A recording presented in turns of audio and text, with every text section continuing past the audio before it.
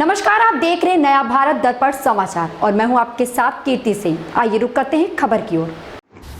हमारे सभी दस्तावेज आज के समय में हमारे लिए काफी जरूरी हो गए हैं, जिसमें से एक पैन कार्ड भी है। बैंक में खाता खुलवाने से लेकर सरकारी सुविधाओं का लाभ लेने तक जैसी कई अन्य चीजों के लिए पैन कार्ड जरूरी हो चुका है। इसलिए हर कोई इस जरूरी डॉक्यूमेंट्स को बनवाता है। ये एक कार्ड के रूप में होता है जिसमें आपका फोटो, आपका पूरा नाम, पिता का नाम, आपकी जन्म तिथि, आपके हस्ताक्षर और आपका परमानेंट अकाउंट नंबर जैसी चीजें होती हैं।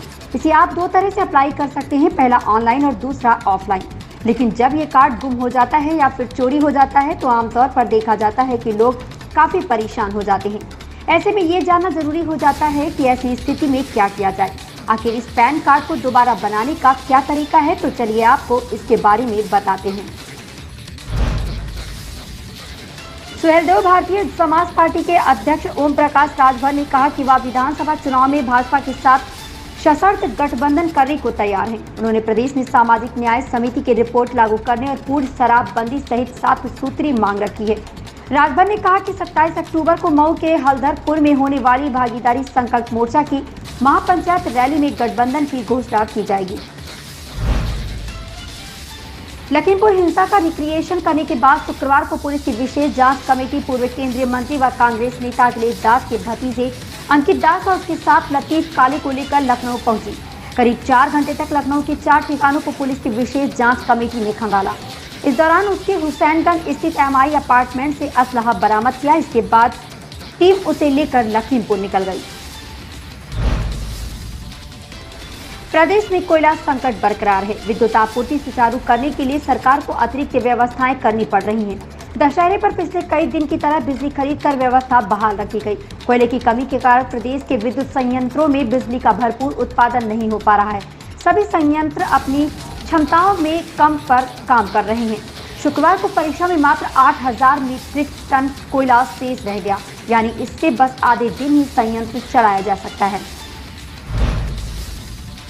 कांग्रेस नेतृत्व पर लगातार उठ रहे सवालों के बीच कांग्रेस कार्य समिति की बैठक हुई। सोनिया गांधी ने अपने सख्त तेवर दिखाए। उन्होंने खुलकर कहा, मैं हूं पूर्णकालिक अध्यक्ष। बैठक में उन्होंने कहा कि अगर आप सभी मुझे ऐसा कहने की अनुमति देंगे तो मैं खुद को पूर्णकालिक अध्यक्ष के तौर पर रखूंगी। उन्होंने कहा कि हमने कभी भी सार्वजनिक महत्व और चिंता के मुद्दों को बिना सोचे समझे नहीं जाने दिया, लेकिन मीडिया के माध्यम से मुझसे बात करने की जरूरत नहीं है। राजनीतिक के जानकर ये कहते हैं कि सोनिया गांधी के इस बयान से पार्टी से असंतुष्ट नेताओं के समूह 23 को करारा जवाब देने के साथ साथ उनके राजनीतिक कौशल का भी परिचय मिला है। बसपा सुप्रीमो मायावती ने ट्वीट कर कहा है कि छत्तीसगढ़ में वाहन से भीड़ को कुचलने की घटना से बेहद मर्माहित है। उन्होंने इस घटना की तुलना लखीमपुर खीरी कांड से करने के साथ ही दोषियों के खिलाफ कड़ी कार्रवाई की मांग की है। उड़ीसा से सस्ते दाम पर गांजा खरीदकर दिल्ली समेत यूपी के शहरों में बेचने वाले अंतर्राज्यीय तस्कर गिरोह के 2 सदस्यों को भदोही पुलिस ने गिरफ्तार किया है। वाराणसी में प्रयागराज मार्ग पर ऊंच थाना क्षेत्र में नववध के पास से ट्रक में लदा 350 गांजा बरामद किया गया। बरामद गांजे की कीमत लगभग 35 लाख रुपए आंकी गई है। किसी की बड़ी अम्मी, किसी की भाभी। हिंदी सिनेमा की एक जानी मानी शख्सियत और सबकी बेगम फरूख जाफर साहिबा अब नहीं रही। शुक्रवार की शाम 7 बजे उन्होंने लखनऊ के सहारा अस्पताल में अंतिम सांसें ली। वे 89 वर्ष की थी। कुछ दिन पहले तबीयत खराब होने, सांस लेने में दिक्कत होने और सर्दी जुकाम व जकड़न होने पर उन्हें अस्पताल में भर्ती कराया गया था।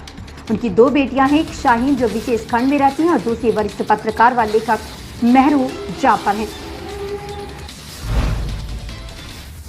आगरा में डेंगू वायरस बुखार का प्रकोप थम नहीं रहा है, जिसमें जंबो पैंट के लिए मारामारी बनी हुई है। प्लेटलेट्स के लिए मरीजों को 24 से 48 घंटे का इंतजार करना पड़ रहा है। मांग अधिक होने से SN मेडिकल कॉलेज की ब्लड बैंक में प्लेटलेट्स किट खत्म हो गई है।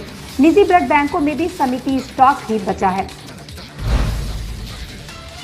उत्तर प्रदेश होमगार्ड सेवकों की भर्ती को लेकर कई मीडिया रिपोर्ट्स में काफी लंबे समय से खबरें देखी जा रही हैं। प्रतियोगी उम्मीदवारों के बीच में भी इस भर्ती को लेकर काफी दिनों से इंतजार बना हुआ है, लेकिन अभी तक इस भर्ती की कोई भी आधिकारिक जानकारी सामने निकल कर नहीं आई है। जबकि यूपी होमगार्ड विभाग की ऑफिशियल वेबसाइट पर जारी आंकड़ों की बात की जाए तो राज्य में लगभग 1,18,000 होमगार्ड सिपाहियों की संख्या प्रस्तावित बताई गई है। ऐसी खबर से जुड़े रहने के लिए देखते रहे नया भारत दर्पण समाचार।